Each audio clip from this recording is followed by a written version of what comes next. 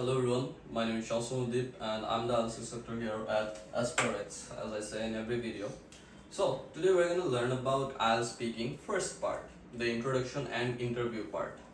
এখানে আমাদের মেইনলি কি জানবে, কি ভাবে আমরা অ্যানসার দিলে ভালো হবে, এগুলো সব কিছু বুঝবো। সো ফার্স্ট পার্টে যেহেতু ইন্ট্রোডাকশন আর ইন্টারভিউ পার্ট, তো আমাদের এখানে ফার্স্টে আমাদের অবভিয়াসলি ইন্ট্রোডিউস করতে হবে, আমাদেরকে জিজ্ঞেস করবে আমরা কে, আমাদের নাম কি, হবিস কি, এছাড়া আপনার ফ্যামিলিতে কত মেম্বার্স আছে, মানে নর্মাল কোয়েশ্চেন্স আমরা ইন্ট্রোডাকশনে যা যা জিজ্ঞেস করি এইসব জিনিসই, ঠিক আছে। এছাড়া আমি কি করছি, এখন এই ক্ষেত্রে আমরা যেসব ভুল করি, এটা normally introduction part 4 to 5 minutes হওয়া উচিত, বা 3 to 4 মিনিটস এনাফ।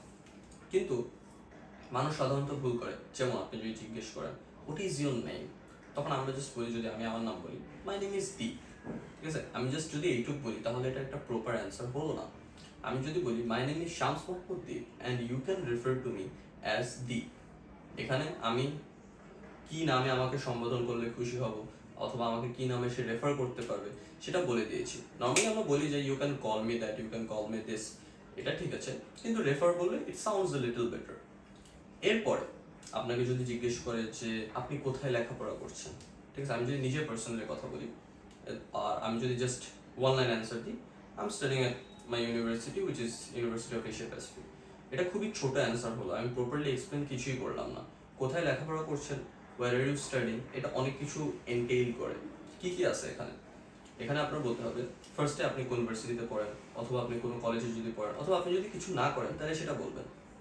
কিন্তু যদি নর্মালি যারা আইএলটিএস দেয় তারা ইদার ভার্সিটিতে থাকে, অথবা এইচএসসি শেষ করে থাকে, অথবা ভার্সিটি শেষ করে ফেলছে। তো এই তিনটা ক্ষেত্রে কি কি বলতে হবে সেটা আমরা দেখবো। ফার্স্টলি যদি ভার্সিটিতে থাকে, আমি নিজে ভার্সিটিতে আছি তো আমার জন্য বলতে বুঝাইতে ইজি হবে। ফার্স্টলি আপনি নিজের ভার্সিটির নাম বলবেন, আপনি কোন সাবজেক্টে পড়ছেন বলবেন, কোন সেমিস্টারে আছেন বলবেন, ঠিক আছে, এই তিনটা। এখন আমি যদি বলি my name is Shams Mohammad the and I am currently studying at university of Asia Pacific, I am in my fourth semester right now and my subject is English language and literature. I chose this subject because English always intrigued me. ঠিক আছে, আপনি আপনার reason বললেন, varsity বললেন, subject বললেন, কোন semester আছেন, সব কিছু বললেন। আপনি একটা ছোট্ট অ্যান্সার যথেষ্ট ভালোভাবে এক্সপ্লেন করলেন।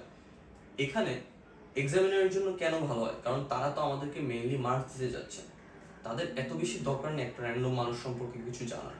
তারা আপনার এক্সাম নিচ্ছেন আর তারা আপনার নাম্বার দেওয়ার ট্রাই করছেন, আপনার ব্যান্ড স্কোর বাড়ানোর জন্য। আপনি প্রপার অ্যান্সার দিলে আপনার জন্য ভালো।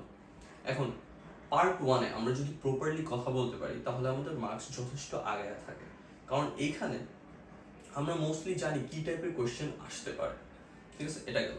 এছাড়া আপনার হোম টাউন নিয়ে জিজ্ঞেস করতে পারে, আপনার হবিজ নিয়ে, যেটা আমি অলরেডি বলেছি, আপনার লেখাপড়া নিয়ে বলছি, আপনার ফ্রেন্ডস নিয়ে জিজ্ঞেস করতে পারে, ফ্যামিলি নিয়ে জিজ্ঞেস করতে পারে, এগুলো সব কিছু। আপনার প্রতিটা ক্ষেত্রে কীভাবে অ্যান্সার করবেন সেটা তো আপনি বুঝতেই পেরেছেন, আপনি একটু এক্সপ্লেইন করবেন, তাহলে আপনার জন্য ইজি হবে। দেন এখন খালি কি এখানেই শেষ না, আপনাকে এটাও জিজ্ঞেস করতে পারে যে ডু ইউ লাইক মিউজিক, আপনি জাস্ট বললেন ইয়েস আই লাইক মিউজিক, এটা তো হলো না, আপনাকে আরও এক্সপ্লেন করতে হবে। Yes I like music but I am mostly connected with old class songs or old school songs. I'm mostly connected with old school songs. Why? Because it kind of makes me happy, it makes me feel like I'm in the 90s or the 80s, and the songs of that time sounds far more better and real. এগুলো যদি আপনি এভাবে বলেন তাহলে আপনার অ্যান্সারটা আরও explained হইল, আর একটু ডিটেইলড হইল। আর এরকম হলে টিচাররাও, এক্সামিনাররাও বুঝতে পারে আপনাকে কেমন নাম্বার দিতে পারেন। আপনি যদি জাস্ট ওয়ান লাইন অ্যান্সার দেন তাহলে টিচারও প্রপারলি আপনার অ্যান্সার বুঝবে না, আর আপনি আপনার ট্যালেন্ট বা আপনার ফ্লুয়েন্সি প্রপারলি শোকেস করতে পারবেন না, আপনার লেক্সিক্যাল রিসোর্সও প্রপারলি শোকেস করতে পারবেন না। যদি আপনি এগুলো কিছু না শোকেস করতে পারেন তাহলে এক্সামিনার আপনাকে নাম্বার কেন দিবে, ঠিক আছে। তো এখন আমাদের এগুলো সব কিছুতে ফোকাস করতে হবে, যদি আমরা প্রপারলি ফোকাস করি, প্র্যাকটিস করি, তাহলে আমরা ন্যাচারালি ভালো করবো। এখন আমরা এগুলোর ক্ষেত্রে যেটা করতে পারি সেটা হলো, আপনি স্পিকিংয়ের জন্য আয়নার সামনে যাবেন, কথা বলবেন, নিজে ইংলিশে কথা বলবেন, নিজেকে দেখে দেখে বলবেন, তাহলে আপনি আপনার বডি ল্যাঙ্গুয়েজও বুঝতে পারবেন আপনি কোথায় কখন কীরকম বডি ল্যাঙ্গুয়েজ ইউজ করেন, আপনাকে দেখে কি কনফিডেন্ট লাগে নাকি কনফিডেন্ট লাগে না। এছাড়া আপনার যদি তাও এনাফ না হয় তাহলে আপনি নিজেকে রেকর্ড করতে পারেন, আপনি নিজেকে রেকর্ড করে আপনি তখন নিজে নিজের ভুল দেখতে পারবেন। ওটাও যদি আপনার কাছে এনাফ না হয় তাহলে আপনি ওই নিজের রেকর্ডিংটা নিজের টিচারকে অথবা কোনো সিনিয়রকে যে ইংলিশে ভালো তাকে দেখাতে পারে, সে আপনাকে খুবই ইজিলি কিছু পয়েন্টার্স দিয়ে দিতে পারবে, আর আপনি তখন ওই পয়েন্টার্সগুলো ফলো করলে খুবই ইজিলি ভালো হয়ে যাবে।